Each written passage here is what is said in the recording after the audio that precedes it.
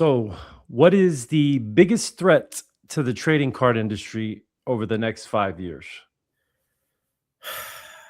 The biggest threat, in my mind, is probably greed, whether it's the game designers or the distributors. And the reason I say that is what we see right now with Topps, and granted, this is sports cards. They do their releases in two waves. The first wave is your normal wholesale distributor price. And normally or traditionally, the second wave is as well. But what they've announced they're going to do is they're going to do a reverse auction. So they're going to reach out to all of their accounts and say, hey, how much will you spend for this? What will you pay for this? And then they're going to presumably weight whatever that price is. And that's what they're going to charge folks. So they're trying to extract maximum pain from folks because they know there's a lot of dumbass stores that are going to pay the max. So if Wizards, Pokemon, Bandai decide they're going to go that route, or even distribution, the margins get smashed very, very quickly. So that is the one thing that scares the shit out of me. And that being said, guys, listen, welcome to the Poke Underground Live. This is the first episode, and we are joined by Anon TCG. And if you guys are in the space and don't know who Anon TCG is, I don't know what to tell you. Anon, welcome, bro. We love you, man. Your distribution update every week, dude, is a staple for us. Appreciate it. It is a staple. I don't think you've ever missed one. Have you ever missed one? I've had some that pushed to Monday. I've had a couple that have been a little bit early, but I am the least reliable person I know when it comes to keeping a schedule. And that's the one thing where it's like, I got to do it because there's so many folks that tune in and they watch it. And, the entire concept is, just giving folks a little bit of insight that they wouldn't normally have. Yeah, we love it, man. We love it. The wife and I sit down at the end of the night and catch up on everything. Yeah, dude, we love that, man. So, so I have so many questions, man. So many questions. How do you feel about distribution right now? And like, I've seen it, or rather heard about it, from a few different angles of people saying that they're kind of pushing, and I'm talking Pokemon specifically, but I've also heard you mention it, I believe, or correct me if I'm wrong, with Magic, like them pushing, distribution out of the way and going straight to the retailers. Are you seeing that? Is that something that you see happening? So the short answer is I'm not really sure yet. So things are changing real time. So, traditionally you have your normal distributors, if you go on the Pokemon website, that apparently doesn't exist anymore. That has all the distributors. They pulled it down yesterday, apparently, or the day before. I'm not sure why. But you have the traditional distributors that sell to LGSs. And then you have your MJ Holdings and your Excel that, those are the big guys. They sell to your Walmarts, your Targets, your Best Buys, etc. So for those of you who don't know, Excel Holdings sold to Pokemon 6 months ago, 4 months ago, something like that. And Excel is the primary distributor to Target. MJ Holdings is primary to Walmart. So the biggest unknown right now is what Pokemon's going to do with that. Are they going to push MJ Holdings out? Are they going to create their own little Pokemon centers in Targets? I don't know if you guys have gone recently. I take my 5-year-old, every week, and they had a little section with like the Pokeballs hanging and the Charizard and the Pikachu from the back. Right. So the short answer is I'm not really sure, but I don't see them getting away from traditional distribution and the LGS. And I know, one of their main edicts is to get Pokemon cards in front of every single person possible, including folks that don't have access to it today. Do you think that facility is, I saw some shit, like it's probably some tinfoil hat shit, but people like checking out freaking satellite images and shit, saying that it's already up and running. Did you hear that? Or I heard that somewhere. I don't know where I heard it. I don't know. No, it's funny. It's just south of the Raleigh Airport on Airport Road, Airport Drive, something like that. I mean, look, it was an open lot that they have to construct from scratch. So, just to grade it, get all the permitting, pour the concrete, actually build the facility alone, you're probably looking at 9 months best case. And then, you have to acquire all the equipment and, bring it in, do the installation. You're Q1 2027, best case scenario. Now there is about 440,000 square foot, and they've announced this that went live right away. Yeah, that's something that it kind of went away. I know it was big in the meta for a while there. Everybody was talking about it, and I don't know, it's getting overshadowed by some other, some other news now. But yeah, it'd be interesting to see what percentage of that facility, when it is up and running, is going to be dedicated to specifically just Pokemon cards. Like, I wonder if they're doing anything else, other than Pokemon in there. Well, and that's where I think, the general PokeTube community kind of gets lost in the woods here, because when Pokemon bought Millennium Print Group they are a for-profit business. So Pokemon didn't buy them, fire all of their customers and say, F you, we're going to print Pokemon cards. It is an actual business. They're printing, they actually printed the last MetaZoo set. By the last, it's probably going to be the last. They're printing certain Magic the Gathering things, which is interesting because they are competitors. So they don't just print Pokemon cards. And I think that's what a lot of the folks on PokeTube say. And, I've said this a couple times, and I don't mean this in a demeaning way. On YouTube, you don't need a resume. You don't need any background. You need a microphone and a computer and internet, and that's it. So, yeah. And again, not to be demeaning, but no, that's the truth, bro. Look at me sitting here. But your game's way better than mine, so you're good. Yeah, I love Magic, man, and one thing I noticed in the hobby is Pokemon people are not they're not like the staunch Pokemon people do not like any other TCGs, and I don't know if that's a blanket statement, and I'll probably catch wrecked for saying that, but like, it's like you can't bring up any other TCG. And I love them all, dude. I mean, that's I love all of it. I'm going to make a distinction here, and I had this issue early on, because as we were talking about before we went live, I grew up on Magic, 93, 94, but I didn't grow up on Pokemon. So, I get crucified because I really don't give a shit about Pokemon. I don't have the nostalgia. It wasn't on TV growing up. But with Magic, when you sell a pack, folks want value in the cards. Like, that's just the mindset. Like, hey, I'm going to pay $5 for a pack, $6 for a pack. I damn well better get $5, $6 of cards. But with Pokemon, it's different. It's like a toy. It's like folks, they spend, guess now it's $8, $9, $10 a pack. And if they get 25 cents, it's like, whatever. If they get a random EX that's, 75 cents, they're thrilled. And that the whole concept, it's fascinating because it's just different psychology. Yeah. I mean, I guess people that open Pokemon packs don't know, when you open a Magic pack, you're guaranteed a rare or some hit, and you're going to get something. I mean, you might not get a banger, but you're definitely you're guaranteed a rare, in some cases, multiples, a mythic or a couple rares. And, that doesn't happen in Pokemon. When you open a Pokemon pack, no, that is not happening. No, not at all. It's a totally different concept. Yeah. We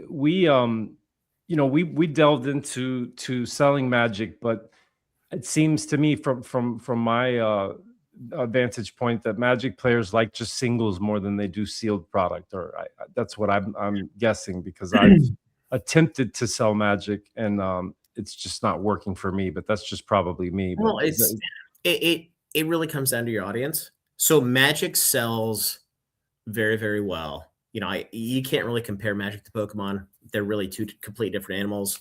But with Magic, the margins are tighter, especially right now. But it will sell. Selling the sealed, especially on TCG Player, there's a million stores that can get Magic, and they just race to zero. Those same stores can't necessarily get Pokemon right now. But again, it's a different audience. No different than if I decided I wanted to make a go with Tops in Sports. Like I'm going to need a completely different audience than I'm selling Magic to, which is totally different than Bandai, which is totally different than Pokemon. Yeah, we probably, I think we ripped, I'd say 5 or 6 of the Strixhaven Codex bundles because Oh, I got, congratulations! yeah, I'm still waiting for. I'm kidding. I'm kidding. We finally got ours, but it's I, a sore spot. I was gonna call you and tell you, Anon, if you need some, bro, I got you. But I know there probably wouldn't have been, the price point probably wouldn't have been in your lane. So, but dude, the EV was great on those things, dude. I mean, Yeah. we were even almost every one and made some money off of a few of them. But I like that product. That was a pretty cool product. Yeah, it's sweet, and you know what's interesting with Wizards with Magic is they've been trying to push collector boxes or packs per se any way they can, but the problem they ran into is you can't flood the market with the actual collector boxes because everybody knows. So they've been trying to figure out a way to backdoor the market and just push more high value product out there. So the Codex bundles were one way of doing it. The draft nights are another way. I mean, I just got a restock from distribution 2 days ago of Strixhaven draft nights, which is 6 play packs and 1 collector pack. Because if you look at just the overall amount of supply, you can't all of a sudden print 15% more of collector boxes, play boxes. You have to kind of disguise it, and that's what they're doing. Yeah, I love those sets. You know, the sets like Strixhaven and Lorwyn. You know, I loved Lorwyn, was awesome. Lorwyn ain't doing too good now. I don't think it's the last time I checked. I mean, it's fun. So Lorwyn's the January set, and that first set of the year it's always kind of anemic, and they printed the shit out of it. So there was a massive second wave that came through, and it's starting to clear up. So if you look at play boxes, they were as low as like 102, 105, and now they're pushing 120, 125. So you know, it's an easy game, but you have to be patient because once the product turns through the system, things move up. Whereas Pokemon, you know, day one, it's like 2.5 times. Fuck it, you know, just cash in. Do you think collector booster displays are a good long-term hold if you can get them at when they come out MSRP or somewhere around there? I mean, I know you can't just go out and buy a collector booster box like that. I mean, you can from LGSs, but would you say they're a good long-term hold? So, in my opinion, right now, I would buy collector boxes at market for the regular sets. You know, I mean, the Hobbit coming up, the prices are going to be inflated. I'd probably stay away from that. I would rather own collector boxes of Magic than Pokemon booster boxes right now. Yeah, I talked about that on one of my streams a while back, and you know, it's 90% of our viewers are Pokemon fans, and they were just like, "What are you talking about?" I'm like, "Yeah, dude. If you look back, just I would say the last 7 or 8 booster boxes or booster displays, collector booster displays, they're up. I mean, you're not like, am I overstating that, or is that? I mean, is that safe to say that probably the last 5 or 6 of them, you're good if you got in them at the right price point? You're good. Yeah. You know, I think as we go into Marvel, just as an example here, everything's already unlocked. You have the race to zero with all the broke ass stores that just want to dump their stuff. You know, it'll probably sit at the same price for 2 to 3 weeks, and then things will slowly start to move up. I guess the one exception to the rule has been Spider-Man. Avatar was kind of sitting in the 375 range for a while, but now it's pushing 425. It's just a matter of getting through that early glut of product. And, I don't think anybody knows how much is out there, because specifically with Avatar and Spider-Man, there was so fucking much that went to Micro Center. So a lot of that stuff was bought at 275, 300 when they had their dump sales. And I'm sure, folks are flipping on TCG Player. Yeah, I told the wife she better watch out when we did pretty good with sealed on TCG Player, and I told her, baby, better watch out, because if you price that shit wrong, Anon's gonna call you out in the next video. I'm just gonna buy it all. I was like, yo, you better be careful. That's why I asked you that. I was like, what should I pay? You told me. What did you tell me when I messaged you as far as pricing it goes? You said I think you said a penny under, right? It needs to be a penny under. So we have a wholesale program with Magic, and I keep telling guys, I'm like, stop fucking undercutting each other by a penny. Just match the low price because it's all gonna sell. Like it's not gonna sell today, it's not gonna sell tomorrow. And I think that's where people get impatient because we've started selling things on Walmart, and we sell a lot of non-TCG cards. Like we've started selling, we'll have K-pop Demon Hunter stuff going up there. We have My Little Pony stuff, but I'm buying inventory for like 6 to 9 months because it's just going to sell over a period of time. I think everybody, especially in the Pokemon space, they're just like, snap a finger, why the fuck hasn't it all sold? And you just have to be patient because the market has to market. And if you want, cash right now, you're going to get your face ripped off. And that's just, it's a mindset that, a lot of folks just don't have. I opened my first pack of My Little Pony last night. And you should have seen right? Dude, you should have seen the dudes behind me in line when I asked for a pack of My Little Pony. They fucking looked at me like I was crazy. I was like, "What, dude? I want to check. You know what I mean? I want to check this out. The cards are freaking awesome, dude. They are absolutely amazing. Yeah, dude. Like, these people are sleeping on that shit, and you better let them know, dude. Those cards are freaking, dude. They were amazing. The texture on them was cool, and it is. Correct me if I'm wrong. It's not a TCG, right? It's just a collectible card, correct? So we're gonna talk Caillou now. And I'll just kind of go off on a rant for 30 seconds. So Caillou has all of the IPs in China. They don't have all the IPs in the US. They're trying to get IPs. So with My Little Pony, they have collectible cards, but they also have a TCG that just came out. So it's Fantasy Wonderland TCG, but there's also My Little Pony collectible cards, and it's like Friendship. I don't know, some bullshit. Yeah. So it's 2 different types of cards, but they're both My Little Pony. And then, they had the Naruto stuff that came out. Yeah. They have the K-pop Demon Hunter stuff that's hitting now, and we just recently ran a sale on Discord. And then they have Demon Slayer, which was obviously a huge Unit Arena hit. That's coming out, I believe, August timeframe. And then with My Little Pony, the TCG itself, there's the second set that's coming out next month, and then they have a Halloween set and a Christmas set, which should be bangers. Yeah, I opened some Naruto also, and it's hard to find like comps on those things if you get a card.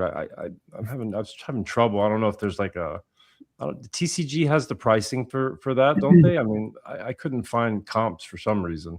eBay's the best place. eBay, yeah. Those Naruto cards, they're awesome, man. But yeah, so what else did I wanted to ask you about that?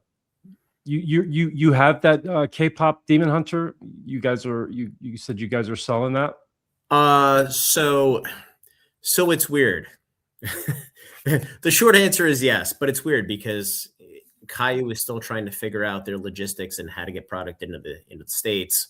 It's obviously all printed in China, and they're a Chinese company. So when you're Chinese and you print in China, you can control the process. If you're an American company, you print in China, you're going to get your face ripped off. And we've seen it multiple times with printers.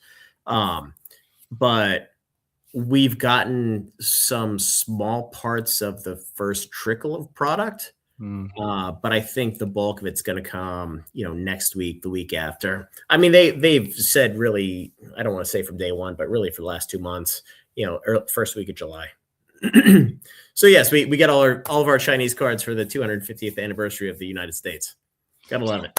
I think China is sorry. That's okay.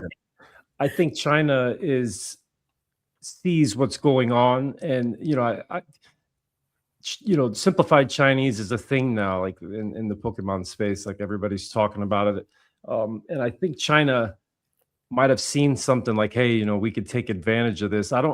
I think they know what they're doing, man. And I think they are making a move, trying to get in there. And I think it's working, man. I think it's working. I ordered 2 cases of simplified Chinese. And what's your feelings on simplified Chinese as far as Pokemon cards go?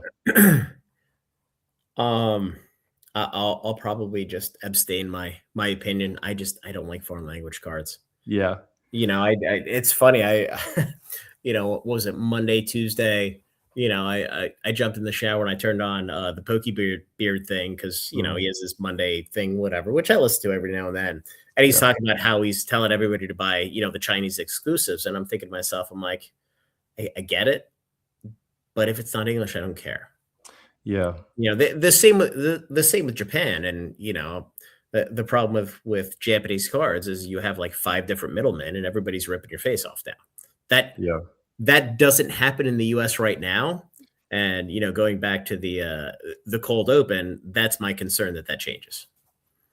Yeah, I never was a fan of it, but I see an opportunity there as far as the price points go and being able to offer them to customers. I think I want to try it out and see how it goes. I found a distributor, and yeah, they've shipped 2 cases of Gem Pack Volume 4 and Volume 5 to us. So we'll see how it goes. I'm going to put it up there and see what it does. See if it sells. Okay. Yeah, I mean it's a big question mark to me. Yeah. And so the 30th, Anon, I know the quote from you that sticks out with me, bro, is the melting of the face. Like, dude, I know what's up, man. And I know you can't, tell us, but it's gonna be a banger set, isn't it? What they've shown us ain't shit, huh? It's gonna be crazy. And there's a lot of folks that are like, you're just some schlub, fuck you, whatever. Which I appreciate. It's fine. I appreciate all the shit talk comments. Like it helps the algo. Yeah. But I'm not that far from Raleigh, and I may or may not know folks that work there. So that being said, we're gonna see God packs. We're gonna see the super, super rare Mewtwo, Mew, and Pikachu. It's like 1 in 10,000 packs, and you can only get them in God packs. So I think what Pokemon Company's done is they looked at the 25th anniversary and they said, we printed a lot of this stuff. The cards there was too much. They were too easy to pull. The cards had no value, and people just kind of didn't like it. So if we assume even more is going to get ripped today, let's make sure we have that super, super hyper chase, and then people are just going to, drool all over it. So that's where it's coming from. I've seen some rumors that they may insert random packs into ETBs like they did for 25th. I don't know anything about that. I can just speak to the actual printing itself. Yeah, I've heard that, to the God pack, but it's like next level God pack, I guess. It's not like your Ascended Heroes God pack. If I'm dude, I don't even know what they look like. Every time I open a pack, it's like a dog pack. It's just complete dog shit. Yeah. Did you see the price of Ascended Heroes and Prismatic and the Charizard UPCs shoot up today? Did you see that? I saw them briefly. I actually had a busy day at like my big boy job today, but yeah. ETBs are pushing what, 215, 220, which is great. Yeah. I mean, look, I sold 750 Ascended ETBs for 170 in May, and that's great. I made a ton of money, and everybody else is going to make money after me. I mean, that is the name of the game. Well, I need everybody to bring me my flowers because I said that Ascended Heroes ETBs would be 200 by the end of July. And there you go, folks. I called it. So, no, I'm kidding. But it's crazy, dude. I turned around, I looked, I was like, wow. And then I guess Prismatic as well is up there, 213 or something like that. Well, so the problem with Prismatic is it's human psychology with this shit, right? They got the reprint, and everybody and their brother, bought Wise, got them from Walmart and Target, and then all of a sudden people don't want them. But then you look at Ascended Heroes pushing $200. Meanwhile, Prismatic was 165, 175, and the world's like, wait a minute, these things rotate out in 6 months, 9 months, whatever. You should probably fucking buy them. Yeah, I think. I know I don't know shit. I always preface it by saying it too. I don't know nothing about nothing. But in my opinion, Ascended Heroes under $200 I think you should get one. That's just Yeah. Yeah. I mean, look, the one thing that I do know is they have stopped printing about 6 weeks ago. What I don't know is, they're obviously printing packs. They're sending them to third parties to package the SPCs, UPCs, LMNOPs, whatever fucking, 3 letters you want to mention, ETBs. And, as we saw earlier this week or late last week, now we're getting mini tins that have 4 packs in. So I don't know how long it's going to take for all those packs to come to market. But I can tell you that the actual printing of packs is done, at least until 30th is over. And we were talking about it before we came on, and it gets brought up in my lives multiple times. And there's 2 camps. The one camp, and I need you to clarify it for the good people of the YouTube world. So the one camp believes that reprints have happened many times in the past, and then there is a camp that will say that there has really only been maybe 1 or 2, maybe 3 real reprints, reprinting of turning the printers on in Pokemon. What can you tell us about that? Who's right and who's wrong, or how can you help clarify that? Yeah, so nobody's right and nobody's wrong. So when these guys print their product, they're printing a massive amount that is intended to go out over 6-9 months period of time. So just because it doesn't show up tomorrow, obviously I've gotten crucified for the Phantasmal Flames booster box thing. Just because it doesn't come out tomorrow or yesterday doesn't mean they don't exist, right? Right. So for example, they're printing black and white right now. They're sending the packs to a third party, whether it's John's Burn or I forget who the other couple names are that show up on the pallets. They're going to take the packs. They're going to pack them in either ETBs or, what is it? The Victini, illustration collections or poster collections. And then they're going to come out to market. But that per se, it's not a reprint. It's just an extended version of the first print run per se. Now, what we've seen with Prismatic is there's a clear delineation between when the first reprint's done, which is like 9 months after the fact, and when the printers get turned back on, because you do see the label on the case that no longer has a not for retail sale, whatever, before such and such a date.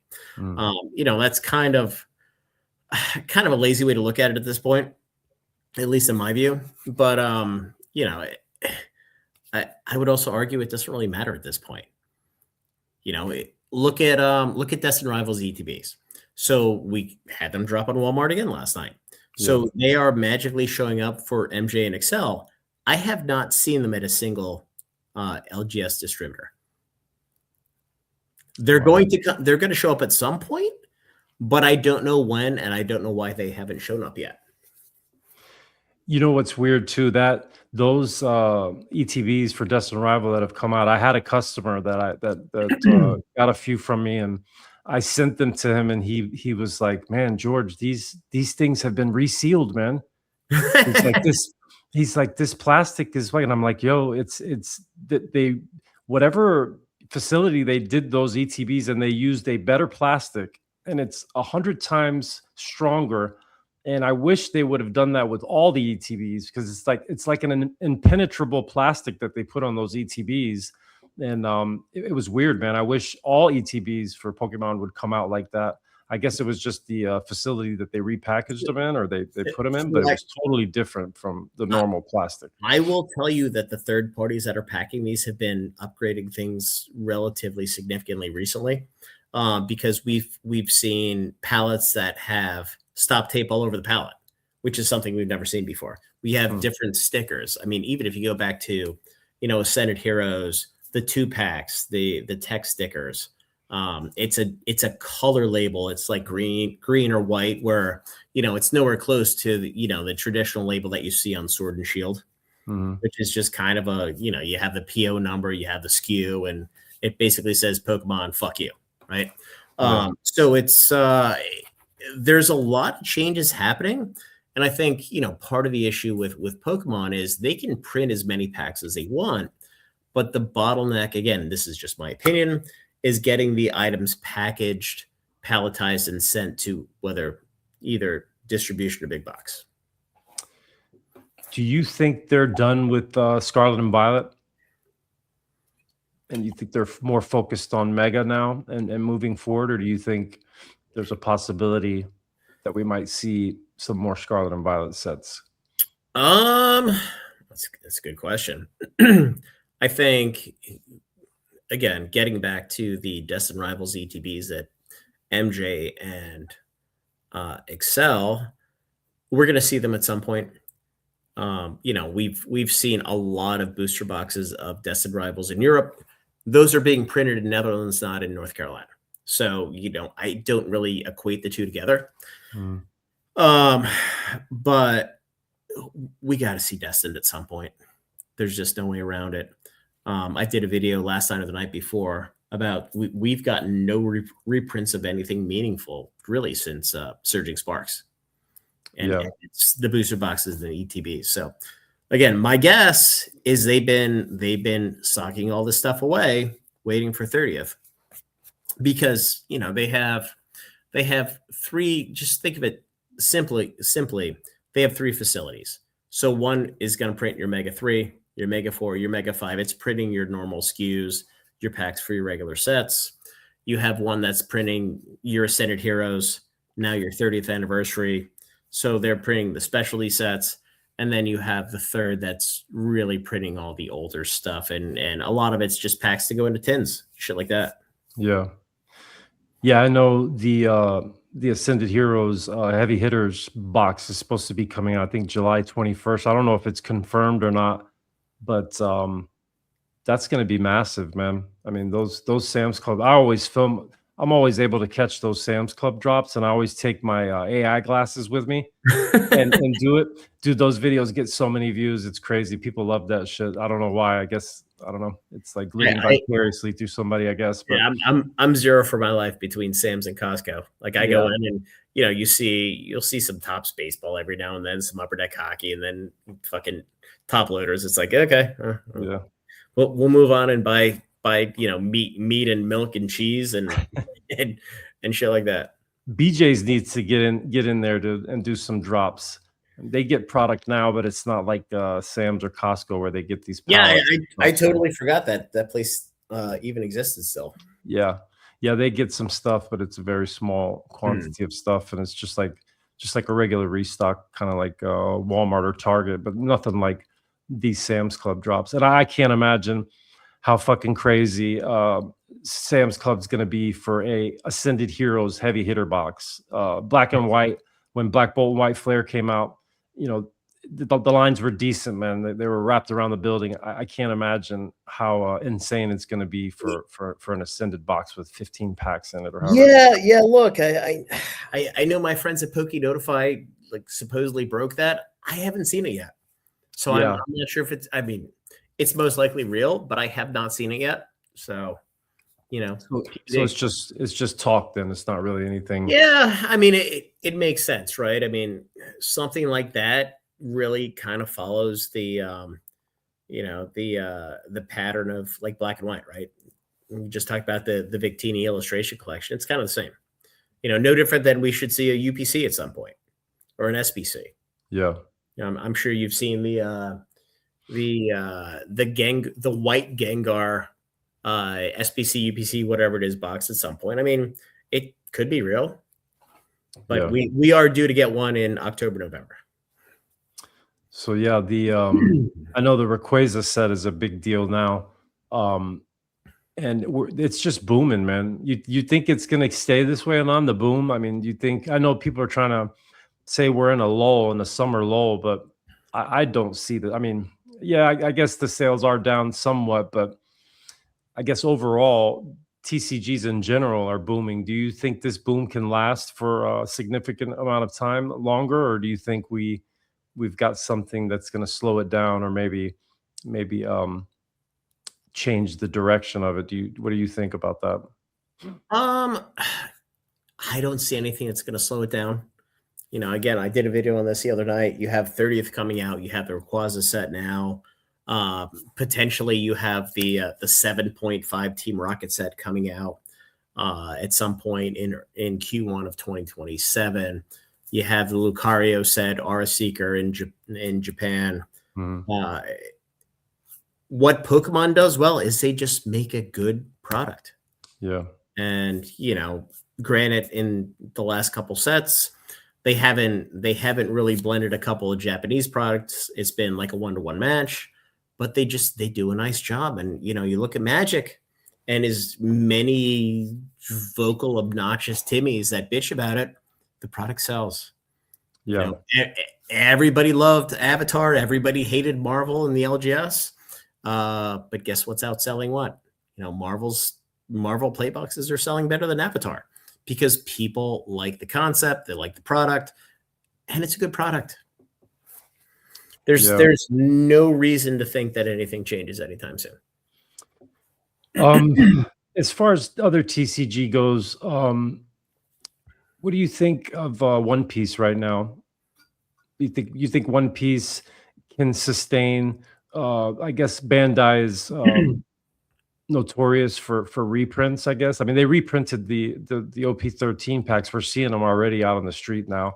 But All of it. what do you think about One Piece as far as lasting as a TCG? Sure. So the OP13 reprint is no different than the EBO3, the heroine set. That was not necessarily planned. That was because they lost a bunch of stuff from the first wave. What Bandai does, and I've spoken to a lot of the Bandai folks who run the games. It's weird. It's like one 30-year-old guy who runs like Gundam or runs One Piece. It's fascinating, or Dragon Ball. They want to make sure the game has value and it's not overprinted, which is really, really nice to hear. And you look at something like One Piece, they're not going to overprint it. The big boogeyman with OP17 was Southern's going to get all this product and PhD is going to get all this product, and all of a sudden everybody's fucked. It's not going to happen. I mean, Southern and PhD are getting like $6,000-7,000 each. That's like nothing, because any one of their accounts that wanted to carry One Piece, they already have a GTS or an Alliance account. So look, I think it continues. I personally, I don't really like the IP. Doesn't matter to me, but as long as my customers love it, don't care. It's also difficult to get, right? Unless you're running organized play, right? You can't get it. Yeah, I bought a case of FBO4 of or actually I'm switching up on you, going right into Dragon Ball because I see somebody talking about. But One Piece, it is hard to get. But I wanted to switch lanes really quick with Dragon Ball. Sure. Dude, I had somebody talking in one of the lives the other night. They just didn't know. I guess they said that there's no real game piece army with Dragon Ball. I think people play Dragon Ball, specifically Super, right? I guess Super is the game. There's two different games. You got Fusion World. There's Dragon Ball Masters or Dragon Ball Super Masters, and then there's Fusion World. Okay. Fusion World is a newer one. My understanding from Gamma 2 years ago was they were going to merge the two, but obviously that didn't happen. So now you have two different games. That's it's a little wonky, but I mean the Fusion World boxes are like $200-400 out of the gate. Yeah, it's an awesome product. 60, but yeah, for sure. I love it, dude. I love Bandai's product. I love opening Dragon Ball and One Piece, man. I love both those games. What about Rift? I'm really excited for the Naruto release. I assume you saw that. I did not. No. Oh, so they had an announcement last week, I think, where they had a new TCG, and the worst kept secret was it's probably Naruto, and that's what it's going to be. So 2027, they're going to have a Naruto TCG on top of everything, which is awesome. What about Riftbound, Anon? You think Riftbound's going to be around? You're going to make me piss people off now. I think the challenge with Riot is you have to print enough so people can get the product, but you have to make sure there's value in it as well. And as of right now, and I think this is going to change, We just got a massive reprint of Origins, a massive reprint of Proving Grounds, which was really the first one, a lot of Spirit Forged, and then the first wave of Unleashed. And the market has just totally, I don't want to say tank because that's the wrong adjective, but Unleashed is like $100 a box, $110 a box. Spirit Forge is like 140, 150, and Origins is 180. So as long as they stop introducing more product to market, it's going to churn and move up because there is a massive player base. The problem that they have is if they keep dumping product, that massive player base is going to start to erode away because people ultimately want value in their cards. So I think the cards are nice. I think the game's fine. They just have to throttle how quickly they push product into the US market. And to their credit, I heard yesterday that the next reprint wave of Origins that was supposed to land in the next couple weeks was pushed out to July or August. So I assume somebody swam out to the boat and said, "Hey, hold on, let's just sit in the ocean for a little bit." Because again, the cards are printed in China, and the quality's it's certainly not Kaya quality. Yeah, that cardboard that Riftbound's printed on is serious cardboard, man. I mean, that's not your everyday stock, cardboard. They're using some serious cardboard in those packs, man. Those packs are different from other TCGs. You probably feel like they're like twice the thickness. It's like, but I think Spirit Forged a little bit better than Unleashed. We opened some Unleashed and it just didn't seem like it was the same thing, Yeah, and then you have the new set that comes out in July. Oh my god, I forget what it's called, but it looks like the allocations are down a little bit, so maybe they did choke the supply back a little bit, which is good. Gundam's doing good too, Han, and I hear you talking about Gundam. Is it selling for you? You guys able to move Gundam? Is that a game that you guys sell on a regular basis, or? So we have a healthy group now of all the Bandai games. So Gundam, Dragon Ball, One Piece, and it was a little wonky for the last year because we didn't know what we were going to get, what we weren't going to get. So you schedule a pre-release event, and you don't get product, or you get product 2 days late, which one of the distributors is notorious for fucking things up and not shipping them on time. But Gundam is sold well, and I think when it comes to Bandai, Gundam is an IP that they own. Bandai does not own the IP for One Piece; they lease it, so they pay royalty. Gundam is their it's kind of their meal ticket, so they're not going to screw it up. And I think what they're doing is they're purposely holding back the print runs to get the box prices moving. Now, GDO 2, 3, 4, you haven't seen it yet, but as we get into the first anniversary, you're going to see a lot of demand go back to those sets, and 1,000, 2,000 boxes, all of a sudden they're going to be $200, $300, $400. Yeah, I enjoy Gundam too, man. Those LR pluses, I guess that's like one of the bigger hits. The cards are awesome, dude. What is Bandai doing that Pokemon isn't, as far as like card quality, and like what's going on with that? It just seems like Bandai's product is superior. They try. Yeah. So the Bandai product, they want to be collectible. I mean, the Gundam cards are sick. I mean, they're as beautiful as the Kaio cards. Yeah. But I mean, Pokemon, again, it's a toy. I'm not sure they care that much. Yeah. Are you going to buy the Mega Greninja SIR, whether it's super, super fancy or just super fancy? You're going to buy it either way. I pulled the gold Mega Greninja tonight out of a sleeve booster from the dollar store. Oh, nice. Yeah. Fucking scalper. I know, right? Those dude, I freaking couldn't stand those gold cards when I saw them, and then when I actually put my hands on one, man, I actually like them. I never thought I would be a fan of the gold cards, but they push gold cards so hard because in in the Asian culture, gold is the thing. Like gold is the top. But here, nobody gives a shit. So the 30th. Let's go back to the 30th. What do you think product wise? How hard is it going to be for the regular collector to get their hands on 30th anniversary product? So what I will tell you is that the number of packs being printed per day is like 1.4, 1.5 million. For a standard set, it was like 750K.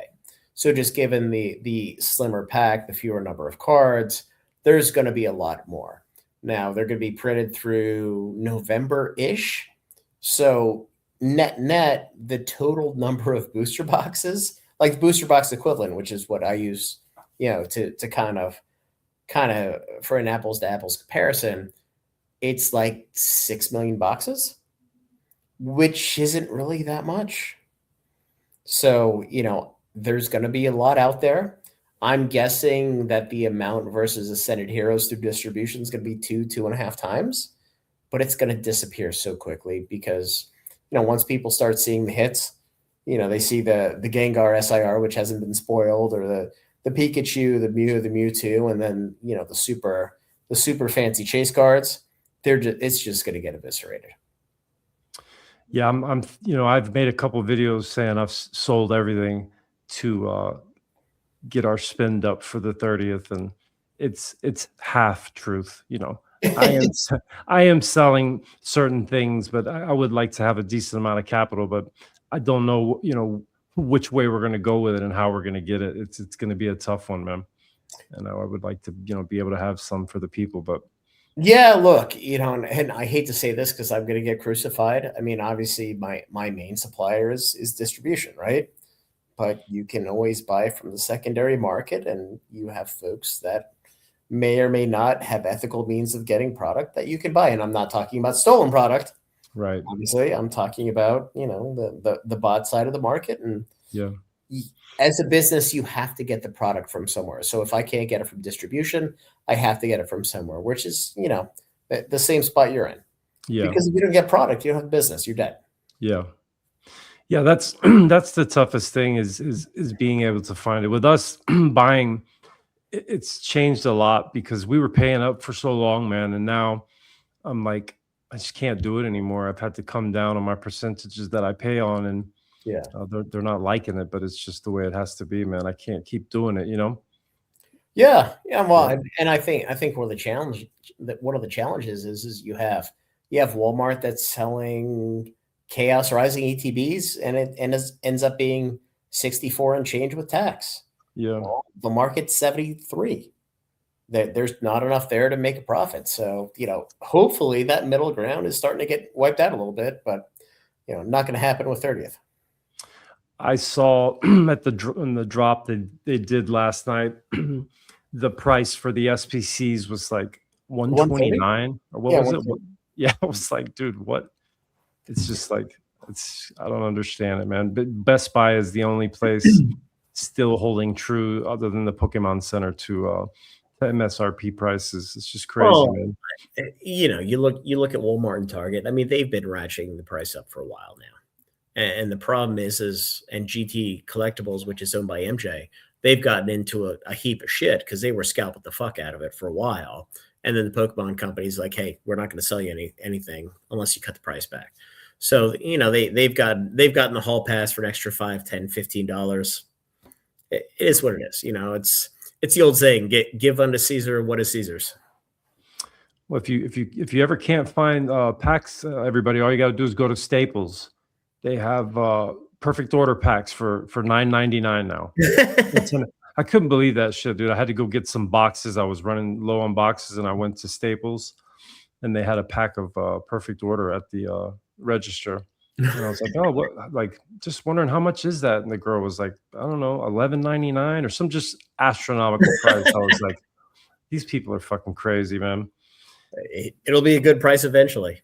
It's like Meyer in the Midwest. I have a couple friends who live out there, and all of a sudden Meyer's gotten all this product, presumably from MJ, but they're paying retail price for it.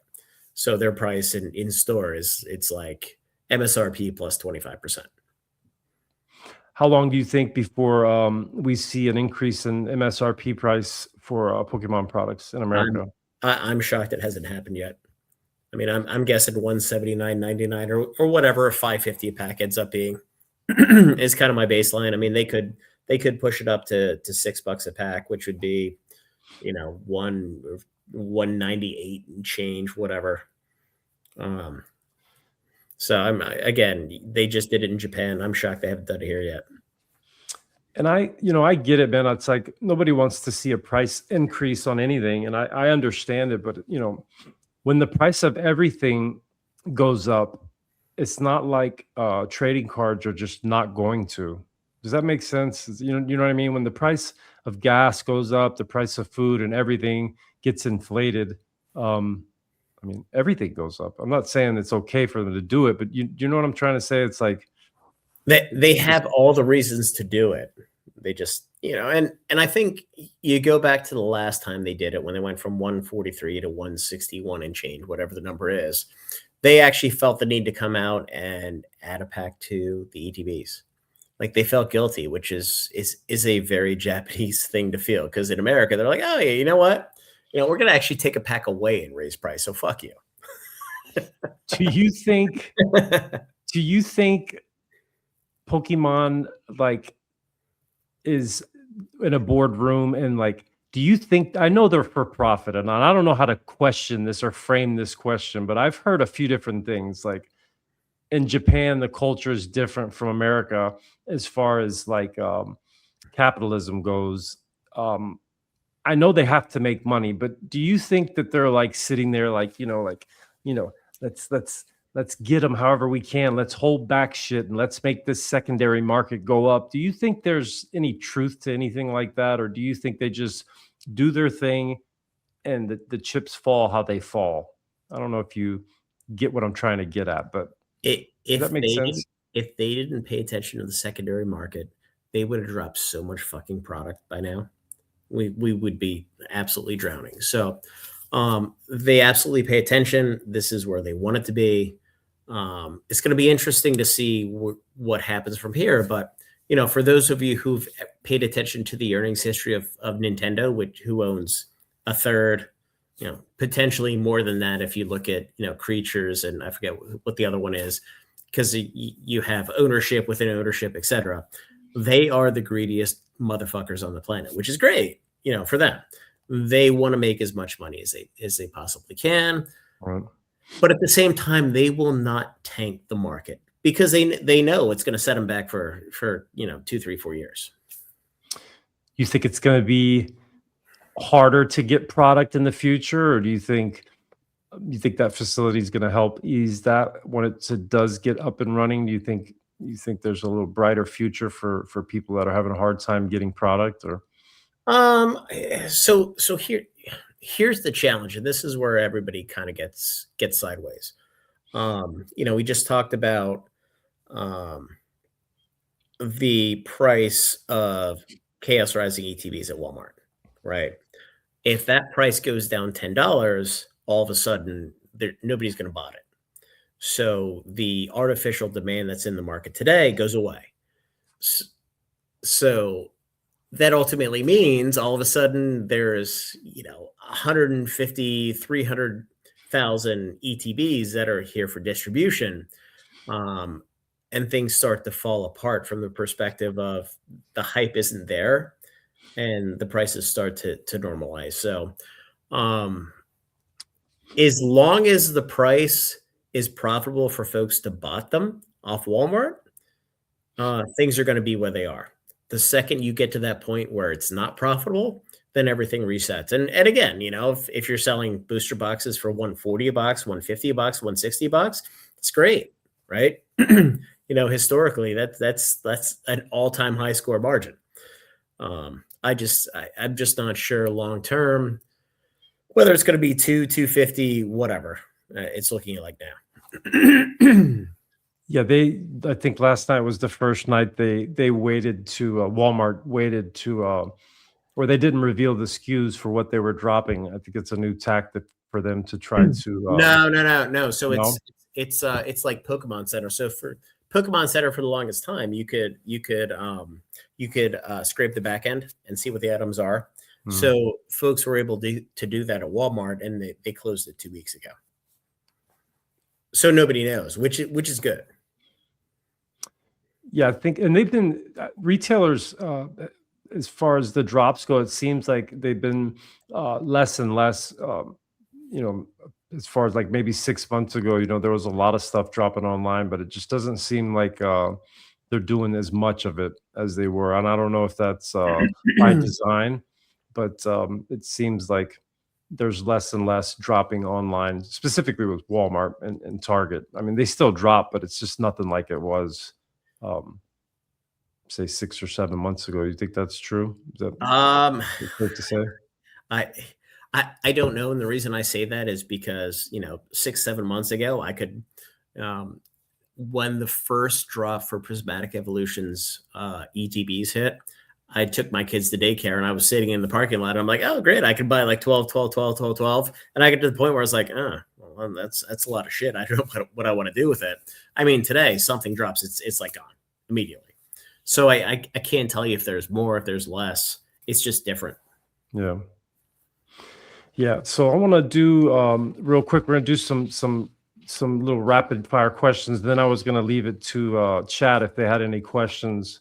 For now, we'll go to chat, but I'm just going to give you the name of something. You tell me whether you're bullish or bearish on it. Okay.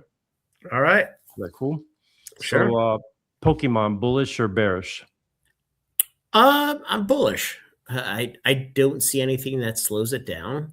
And quite honestly, and I've said this multiple times in my videos, I'm a buyer of Perfect Order and Chaos Rising ETBs. You just look at what happened with Journey Together, where they were 60, 65, 70 out of the gate, and now they're 130. In a bull market, you buy the lowest quality asset because it's going to have the best return. We're in a bear market. You want to hold the highest quality asset because it's going to lose you the least. What about One Piece? Bullish or bearish? I'm bullish. I mean, Bandai has now proven for 3 years that they have their head on straight. They know what they're doing. They're not going to overprint, and they have an equation that works. What about Magic? Oh, that's a good one. I'm going to sound like a parrot here. I've had conversations this week with folks that represent themselves as being far closer to Hasbro than I am. I don't know anybody there. I don't know anybody at the printers on like Pokemon. But they continue to tell me that the entire reason why play boxes are tight is intentional. Now, again, I don't believe it personally because they're a bunch of whores that want to hit quarterly numbers. But if that is the case, the play boxes at some point are going to have value similar to what Pokemon booster boxes have been in the past. So super bullish on that. I don't know about Star Trek, but we'll see. What about everybody's new favorite, Lorcana? You're talking to somebody who just bought like 1,500 boxes of the Elsa Fabled, whatever it is, the Fabled box, because it was sitting at distro and I needed spend. As long as they don't overprint and they can control themselves, and again, I have no idea if they can or can't, it should be fine. I don't know where the influx of demand came from, but I know they haven't really tightened supply that much. But you look at Attack of the Vines, the boxes are selling for $240. That is a super, super healthy market if you're me and you're buying from distribution. If you're a consumer and you're used to buying the boxes for $95, you're kind of fucked. So as long as they don't reprint all the stuff in the past and they don't massively increase the print runs, sky's the limit. And again, the IP is going to carry it a long way. You think Lorcana can last? Do you think the game itself, the TCG, will stay around? You think Disney adults will keep? You think adolescents will keep turning into Disney adults to play the game? Disney adults creep me out. But look, we're on the 13th set, so it's not like we're on set number 4. Right. So we've gone through the garbage of the garbage sets, and it's continued to be a thing. So getting back to how you make a TCG work, you need the collectors and investors to support the game as you build the player base. And with the boxes being significantly above what it costs for distribution, it's going to work. What about Union Arena? You bullish or bearish on Union Arena? So UA, I've pivoted pretty significantly on this. So 3 months ago, they'd sell it to everybody, and it was garbage. No brick and mortar restriction, but now they've gone to brick and mortar restriction. So if you look at all the sets from, I think it was Evangelion on, the boxes are all over $100. I mean, obviously, solo leveling is like $300, whatever. It's kind of an outlier, but the fact, and this gets back to the core of how Bandai's really right-sized their business or fix their mindset. Not overprinting into the market has gone a long way into adding value to the product. So the problem with Bandai in the past, and this is part of the reason why I didn't start really ordering One Piece until February 2025, was they would just reprint the shit out of everything. Like if somebody wants a product, they just fucking smash it, which is what you do in Japan. That doesn't work in the Western hemisphere here. But they have done a really, really nice job in limiting print runs and being disciplined with what they're doing. I wanted to touch on some. I've told people to watch your video, man, on the mystery packs.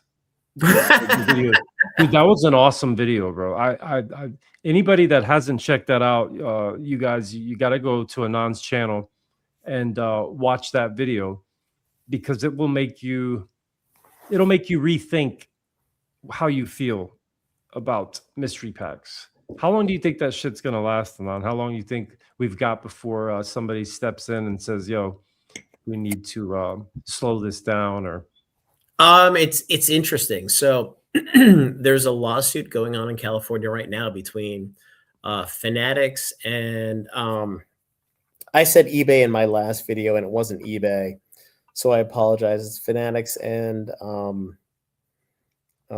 fuck, it doesn't matter. So it really comes down to, is it gambling? Is it not gambling? And the short answer is it should be. The long answer is I'm not sure enough people, A, in Congress care, B, enough lobby is there to keep it from being deemed as gambling. But ultimately, if there are no rules, why would you ever have the physical cards? Like, it's just an inefficient business model. Have the fake version of the cards, and if somebody insists on getting them delivered, you just figure out a way to find it. If it's 1 out of 35, who cares? But that entire model it's pretty fucked. yeah, it's a big deal now. I bought a bunch of junk slabs from a guy last week, and man, those things move with no problem. I mean, it's crazy. Like, yeah. I don't do singles, but like I look at what's going on, and I'm like, holy shit. At some point, the fact that you have massive, either private equity backed or corporations coming in, pushing dollars into this thing in a total addressable market that is a fraction of what it needs to be for this to happen. It's kind of crazy. Yeah. It's like a whole nother sub like culture war. I mean, I've seen it, here and there. I've watched it. I don't understand it. I mean, I guess, yeah, I'd rather go to the casino, but Yeah, look, it's like, I watch my nephews, and my nephews are 14 and 8 or 9 or whatever, and Yeah. they'll sit there and they'll just watch other people play video games. And I'm like, Yeah. don't you want to play? They're like, no, I don't want to die. I want to watch them play it. And it's totally different than our generation. Do you think Rudy's grading company is going to make any kind of waves at all? Do you think, with what's going on with PSA, do you think, is it PCG? I can never remember the name of it. I think it's PCG. I think so. I mean, look, a rising tide lifts all boats, right? Mm. And, I have no reason to believe that the quality of the product's any different than the rest.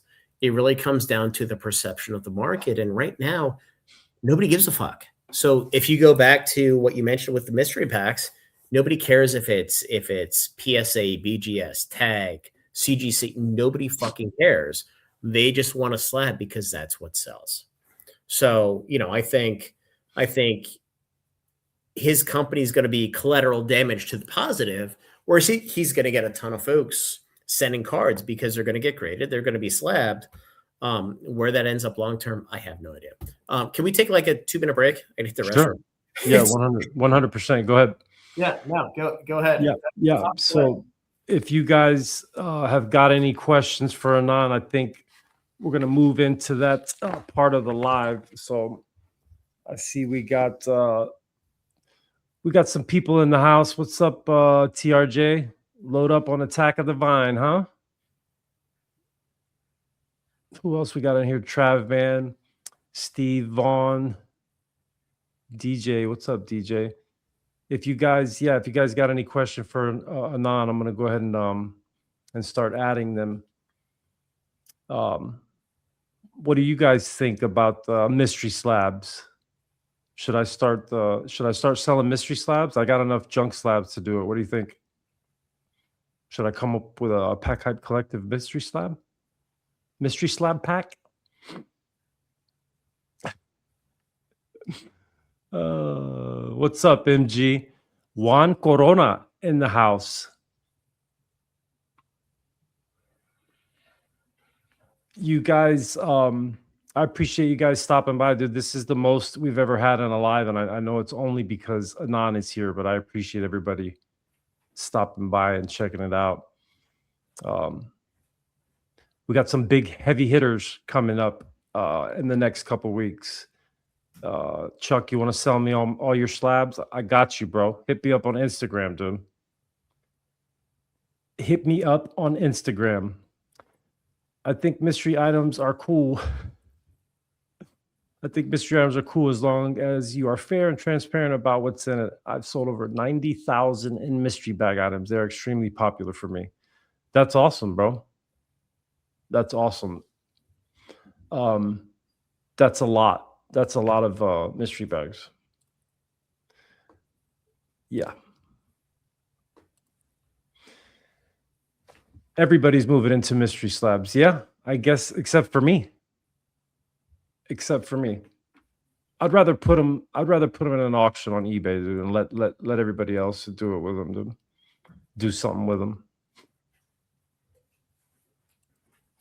All right, I'm back. Sorry. Oh, you're good, buddy. So how many folks do we have here? Oh, so 59. Okay, 59. so you're pulling these from YouTube. Okay, I just see the 9 people that are in StreamYard. Okay, cool. Yeah. So Justice wants to know if Anon could boot one person premium, who would it be? Oh my god. I'd probably boot Cam. Just saying. Just because everybody in Discord is going to lose their mind when I say that. No, he's super helpful. He's a good dude.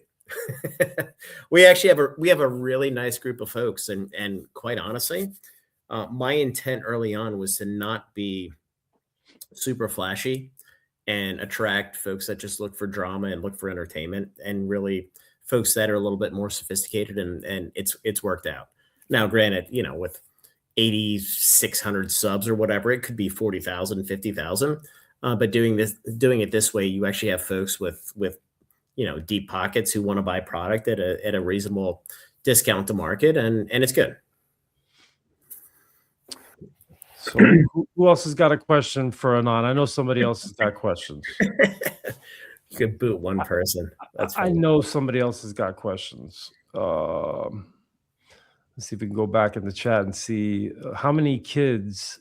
Anon, I'm not sure. I'm not sure what that is. So Sean's local to me in Philly. So I know Sean very well. More kids than you. In fact, less kids than you have cats. Here's a good one from Not Now 16. Who's your most favorite Patreon or your patron Anon, and why can't it be me? Much love. Here's all right, next question. Yeah, they're coming in hot now. Is Anon backing up? This is a good one. Cyberpunk TCG. So I saw Cyberpunk at Gamma this year, and Cyberpunk is obviously an IP that's owned by the same company that I think owns The Witcher. They had licensed the IP out to a bunch of different groups. So for Cyberpunk TCG, my understanding, and I don't know this for a fact, but they licensed it out to the group that's doing the Kickstarter. The reason they did the Kickstarter is because they didn't have the financial backing of the studio. And when I met the guys, they're printing the game in China, and the guy who's managing the printing was super happy. He's like, yeah, I have these guys under control. We've talked about Chinese printing before, earlier in the show. But I said, look, you're going to have to create at least the perception that it is a tight printed game. And when the Kickstarter came out, they sold $25 million. So it's going to be too much. It's probably going to crash. I hope it doesn't. Like, I wish these guys the best of luck, but there's way too many fucking boxes. In fact, I would rather buy the distribution version versus the Kickstarter for that reason. Badass anime. Cyberpunk was awesome, dude. I've never seen the game itself, but I've never played the video game. Yeah. Let me go back here and see, because I know they started rifling them off. They didn't have anyone ask, but now everybody's got a question. So let's see. Oh, we already saw that one. Let's see. How do people already have pitch black in them? Okay, I will answer this question to the best of my knowledge, and we can go into a tangent. When product is sent to countries outside of the US, the rules are different. So in the US, it's very tightly controlled. When things are sent to Latin America, for example, nobody gives a shit because generally speaking, they're second or third world countries. So there are folks who are able to pay up to get product from said Mexico, Latin American distributors early, so they can rip the product. I did see earlier today that effective the first set of 2027, English product will no longer be shipped to Latin American distributors from the Pokemon Company. So they're just going to have to live with Spanish, which means that, the Devastation games of the world are going to get fucked, which quite honestly, they should, because fuck them. They fucked me enough times, so they can go fucking choke on a dick. They can fuck off. Yes, I tell you how I really feel, but yes. So that is why people have pitch black, because it's hit distribution in third world countries because it has to, right? Like there is a lead time when it leaves the factory, and all of the Spanish language, English language in Latin America, it's all printed in North Carolina, and it takes time to cross borders and get there. All right, so the mod says we missed some questions, so let's go up here and see. Let's see if we can find the very first one. Here's one in here. If I get $5 million today and I must spend by the end of the month, what would I buy? That is a good question. So if it has to do with growing distribution and being a business, end of the year, fuck it, end of the month, whatever. It's 5 days. It's $5 million, whatever. I would probably, it would all be Magic because you can't buy Pokemon, you can't buy Bandai stuff. I'd probably be buying Foundation's Jumpstart palettes from Distro, Avatar Play palettes from Distro, Turtles Play from Distro, because even though right now everybody shits all over it, in 3 months it's going to be rare. They're not going to reprint it anytime soon, as we've seen, and you're probably looking at a quick 50% plus. Now, $5 million, that's a lot of product. But you could clean out the warehouse. You know, what are the things I've started to do? And I hate to say this out loud, with Commander displays, you can corner the market with $250,000 because you have the stores that churn spend for cash flow, that they move everything very, very quickly. And if you're the last man standing, you kind of hold all the cards. I mean, look at Bloomborough Commander decks. They were $110, $99 forever. Now they're $198. And I mean, it took 9 months, but if my cost is 107 and I can sell them for 198 today in 9 months, it's a fucking home run. Yes, I do need another warehouse. I'm working on that right now. Sorry. So there's a guy in the stream that knows another guy that knows about Lorcana. He's saying to load up on Attack of the Vine. Teeth Rocket Joey. He's the best. He's the best. Joey's the GOAT, bro. I'm not sure I would pay $250 for it, but yeah. So Bacon Bombs, and forgive me if I mispronounce you guys' handle. Sometimes it's hard to figure them out. But how could mystery packs ever be degenerate gambling? Yeah, that is a good question, and it kind of answers itself. Yeah. Steve wants to know who wants plastic over their cardboard.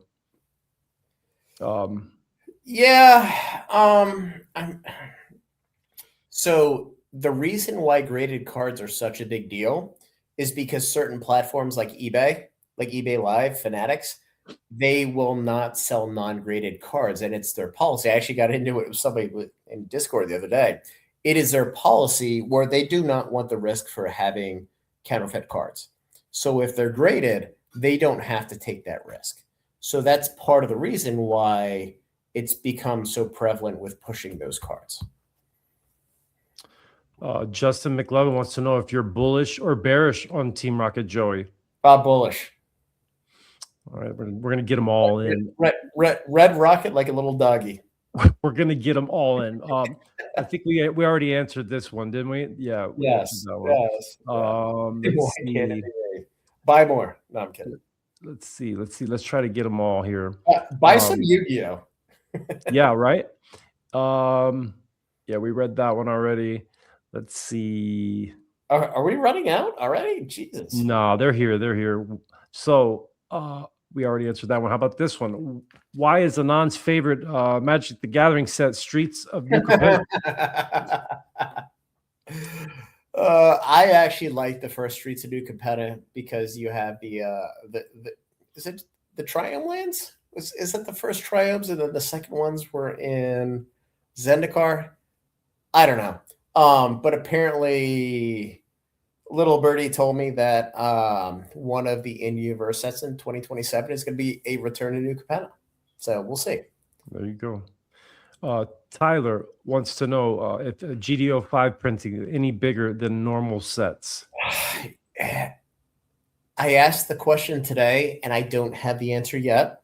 So normally with Bandai, with their anniversary sets, they print twice as much. And I mean, One Piece, for example, right? So OP13, OP17 coming out. It's 2 to 2.5 times more because the sets are bangers. I don't know with Gundam. I just don't have the answer.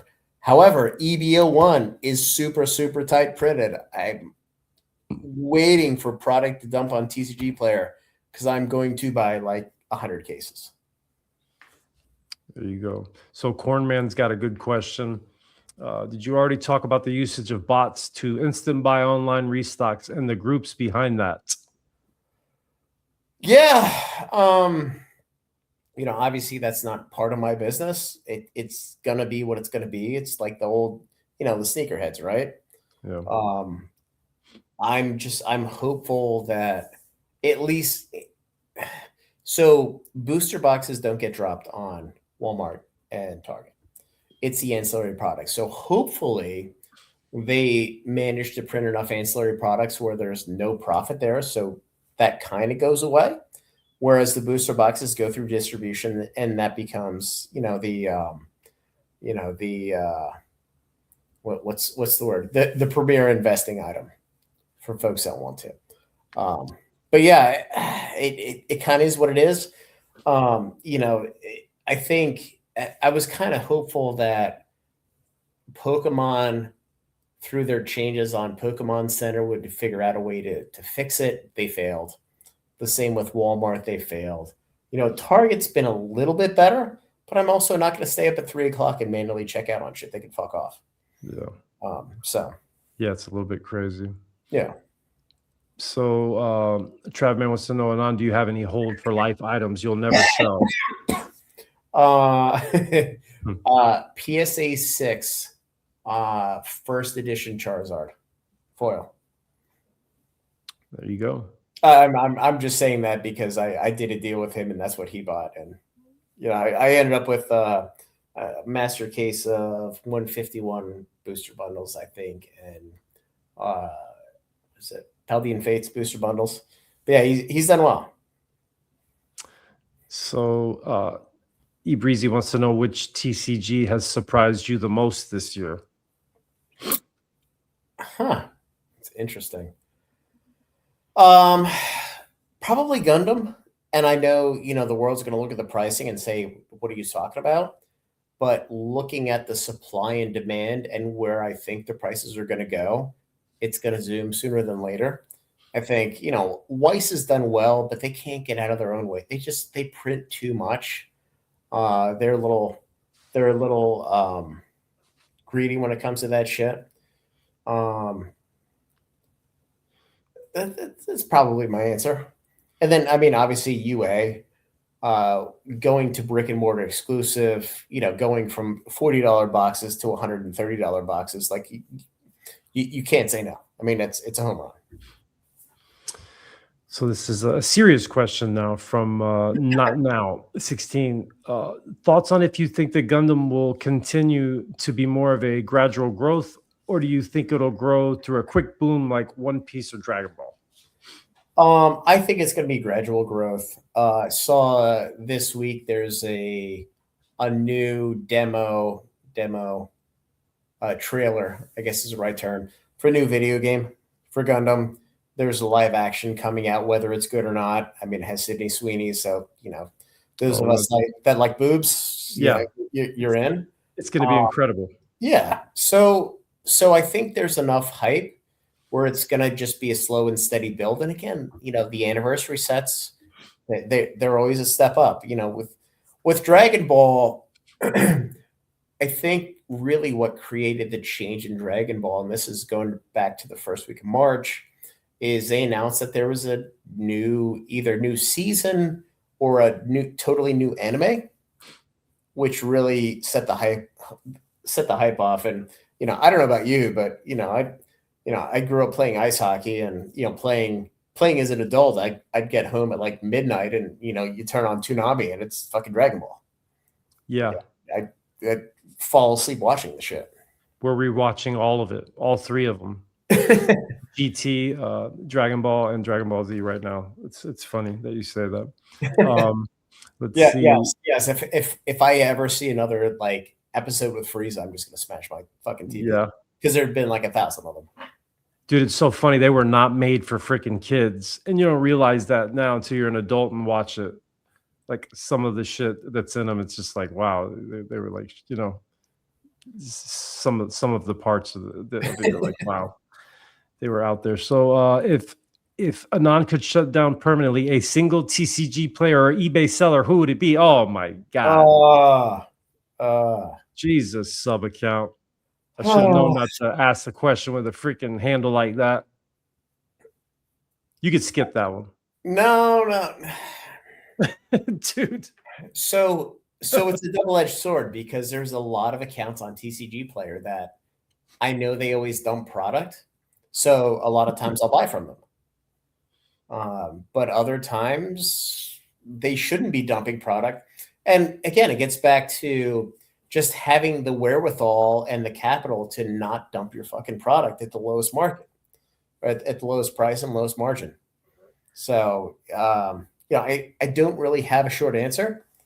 Sorry, I'll just pass for now. Oh, yeah. No. Sorry. I do have an answer. I do have an answer. Fuck, what is, hold on. I gotta look him up now. Poke and Pop out of fucking Ohio. That motherfucker. I ordered a couple Lord of the Rings Commander displays because I have 1,500 and I just wanted to kind of control the market. And he sends me loose decks, right? So I respond, I'm like, hey, I ordered displays, not loose decks. And literally the dude's like, well, my understanding is this is in line with the item and blah, blah, blah, blah. So I respond. Dude doesn't get back to me. So I have to escalate the TCG Player. I'm like, dude, this should be a sealed display, not a bunch of fucking smashed up decks.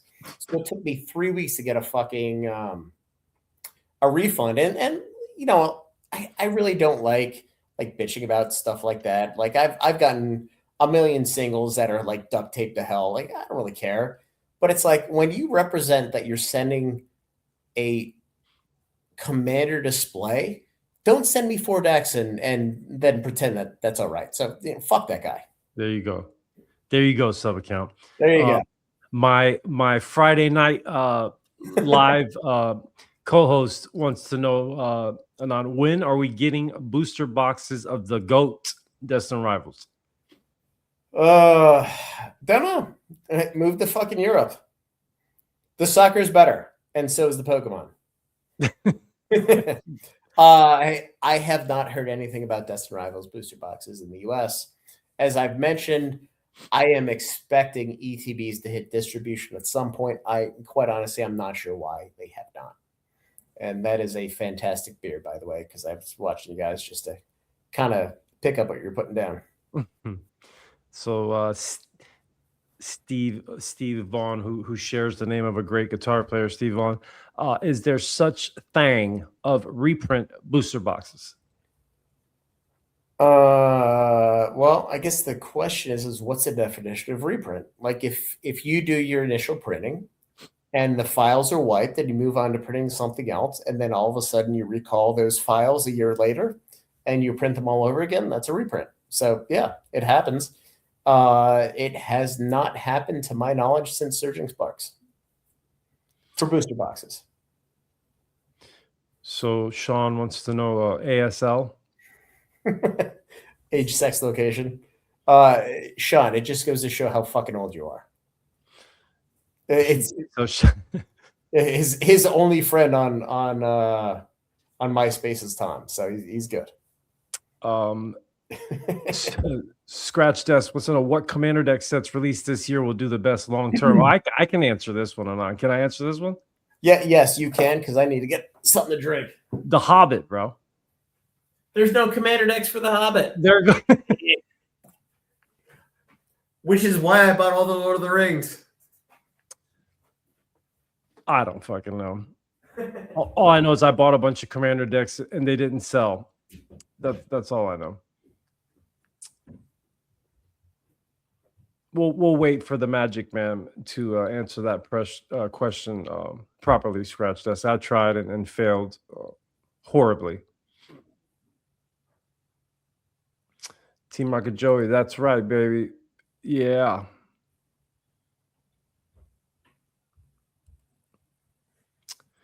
Dude, this setup that I have here is not happening for the next guest. Dude, I feel like I'm in a freaking in space and I can't see shit and my eyes are like, dude, this was a dumb idea, dude. I need more light in here. Oh my God, bro. Yeah, this ain't happening ever again. How many more questions we got? We got a few more. 56 people up in here, bro. Man, I appreciate everybody coming by. We got a big guest next week as well, and the week after that. But I'm not gonna reveal it until Friday. Maybe I'll reveal it tomorrow. Yeah, tomorrow we'll reveal the next big guest. But I appreciate everybody coming by and showing the love, man. It was awesome. Thank you to everybody that came by. We only got 1 or 2 questions left. Joey's got a question. Broke, I hope that answered the question for you, bro.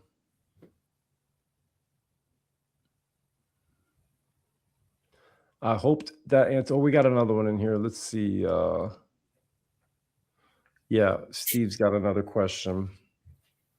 All right, I'm back. Let's back? get back to the commander question.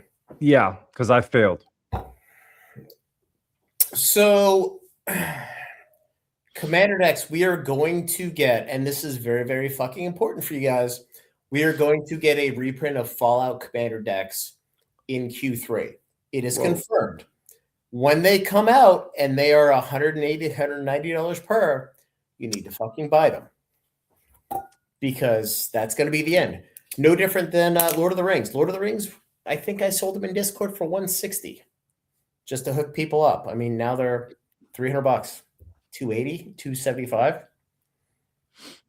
There you go. But yeah, I think Lorwyn is now sold out. Edge of Eternities is getting close to sold out.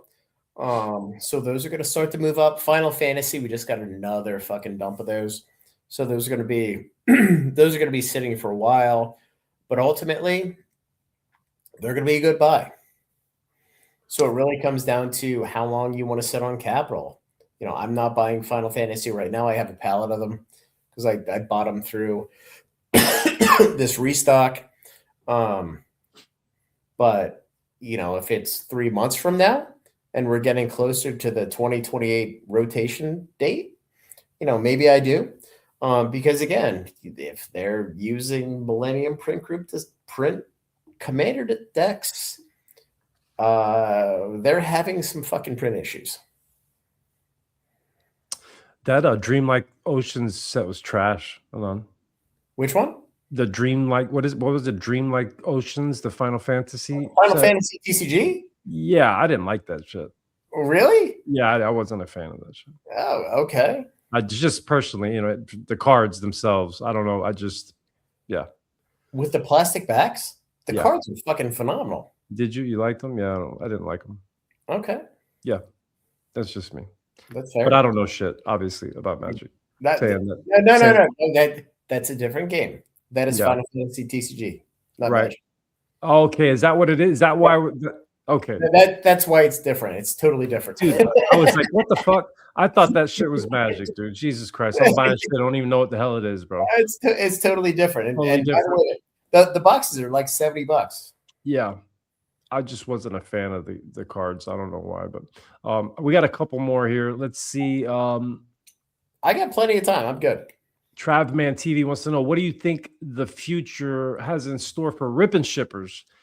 It feels like as long as Pokemon isn't available to buy online, it will always have a market. I agree.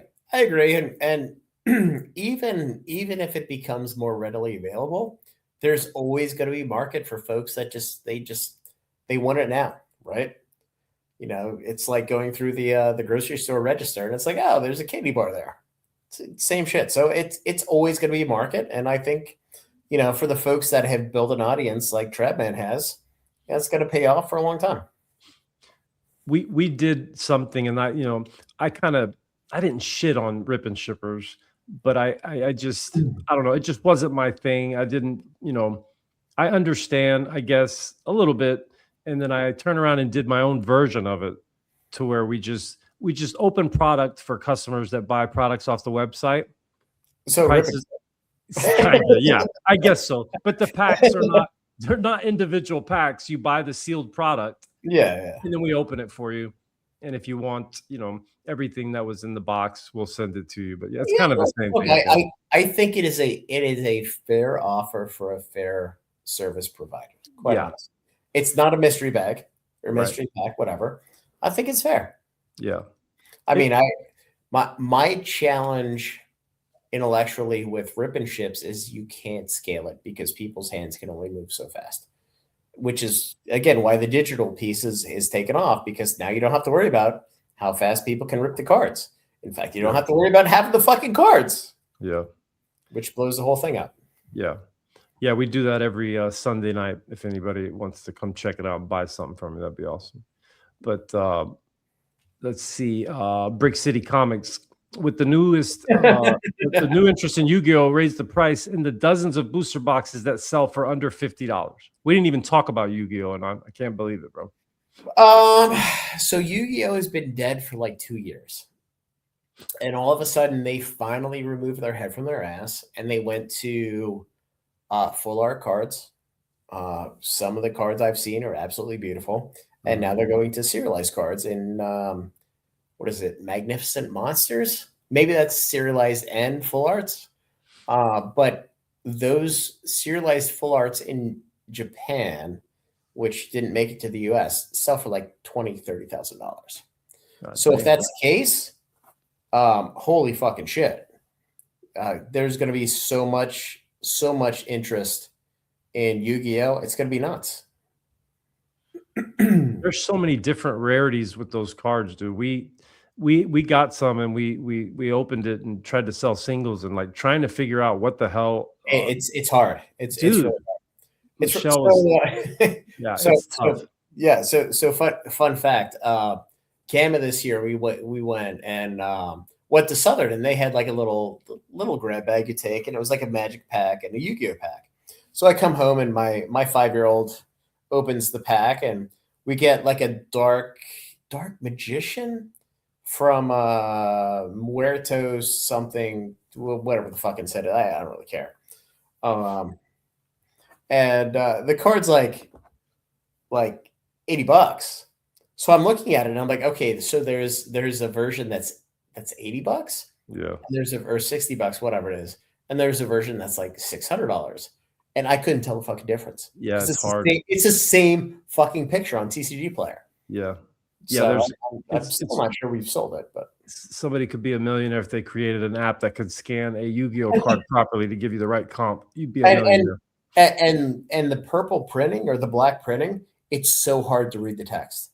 Yeah. So Steve's got another question. No more LGS or distributors Pokemon ever sell to the public? No. Never. It's too hard. So what? Oh my God. The Phillies were tied 5-5. They've walked it off for the third night in a row. Nice. If you like baseball, I like baseball. So Pokemon does not make money with Pokemon Center. They are struggling to make it profitable. Now, part of it is, when you sell like one booster bundle, it's hard. So I don't see them ever going that direction because it's just logistically, it's so fucking impossible. And quite honestly, selling to the general public, it's a fucking nightmare because everybody and their brother is going to charge you back. They're going to say, oh, it's repacked. It came from Pokemon, which is, no different than, you buy it from Walmart, you buy it from Amazon. It's not repacked. You just didn't get any fucking hits. So yeah. I don't see them ever going that route because it's too much risk. Too much bullshit. Joey wants to know, should I wait for MSRP to buy? I think you should wait for that MSRP-ness to smack you in the cheek. Yogurt in the house. Yogurt wants to know, why do you think accounts on TCG Player like Trading Card World list hundreds or thousands of a single product 10 to 20% above market when other accounts only list 1 to 10?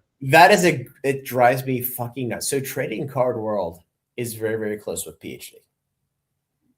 I've talked to those guys a couple times. I've done a lot of deals with them. I have no fucking idea why they list 1,000 ETBs of Ascended. I don't get it. I don't understand the strategy at all, other than, oh, look, I have a 2-foot cock. Great. I don't know. Yeah. It doesn't make sense to me. All I know is fucking TCG stopped allowing you the ability to like keep sealed products on a list. Like we have our singles listed in TCG Player, and you used to be able to look up a sealed product and add it to a list, like keep inventory, and they stopped. And I have Really? no idea. Yeah, I don't know why. It's been probably somewhere around 5, 6, no, about 4 or 5 months now. You can look up the price of a sealed product, but you cannot add it to a list anymore. And I don't know why they did that, but they fucked me up doing that shit. So Yeah, I mean, I like the TCG player guys. They haven't really been innovating that much yeah. ever since eBay bought them, and it's kind of a shame, but whatever. So somebody got to put their kids to bed and wants to know. Last question before I put the kids to sleep: how much Yu-Gi-Oh do I need to buy to get into the top 3? The short answer is more. Now, look, we bought a ton of Yu-Gi-Oh at closeout from a couple distributors at $30 a box. So at some point, it's going to have value, but until then, it's just kind of dead money. And you do it because at some point, one of the distributors is going to say, "Hey, I have all this Magic product. I was going to go to 15 other stores, but I'm going to go to you guys because you bought all this garbage." And it's the way you play the game. And it may never pay, but you don't know if it's going to pay unless you actually buy the garbage. So David's got a question. I think it's directed to me. I'm seeing very expensive product on your site. I'm in the wrong place. Oh, no. I think it's my website. So yours? On my website, we run a coupon system. And the reason I do that is to keep retail folks off the website. So the pricing is $1,000 above what the intended price is. And for all the subs, we send coupons out once a month for Magic, for Pokemon, and for all the new release items. We also send coupons out an hour or so before release, before we do the sale. So yes, it's $1,000 more than what you would expect, and that's just to control the amount of sales, who can buy it, and when they buy it. And again, part of that we go back to the question about, is Pokemon ever going to sell to the general public? The amount of fraud is astronomical.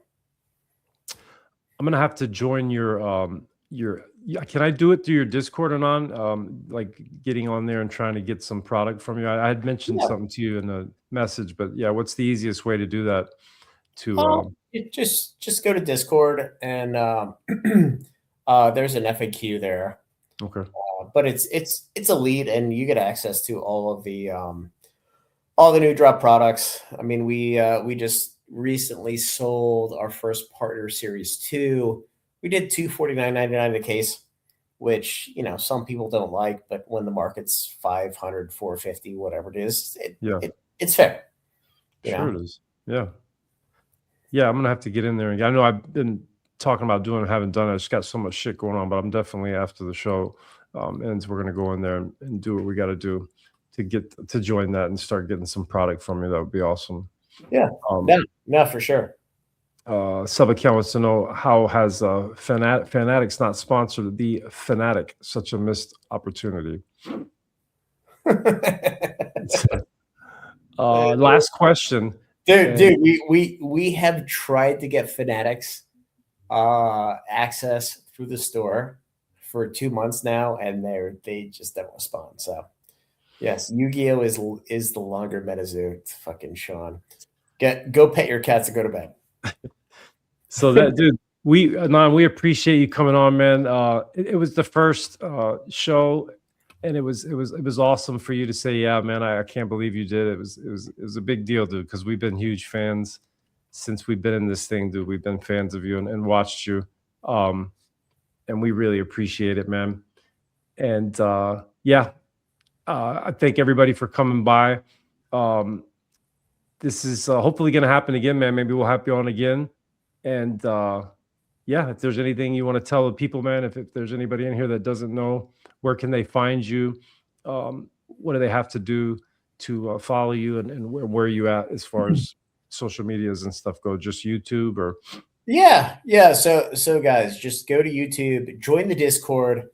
You can send me a PM in Discord. It's @AnonAdmin at any point in time. I'm happy to answer any questions.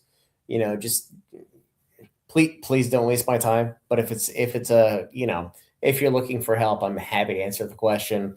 I see one here that's really about recommendations on distribution, just send me a PM. I'm happy to answer. I may not get back to you right away, but I'm always looking at the stuff. So yeah, you answered this schlub when he reached out to you, right? So you're definitely gonna freaking be there for you guys. Hey man, I appreciate it, Anon. Thank you, brother. You guys, thanks again for stopping by and checking us out. We appreciate the support. You guys can go check us out on all the social medias, Instagram, YouTube. Check out the website, packhypecollective.com. And we appreciate everybody. We're going to call this thing. It's been a good one, Anon, and I appreciate it, brother. All right, man. Have a good night. Yes, sir. See ya.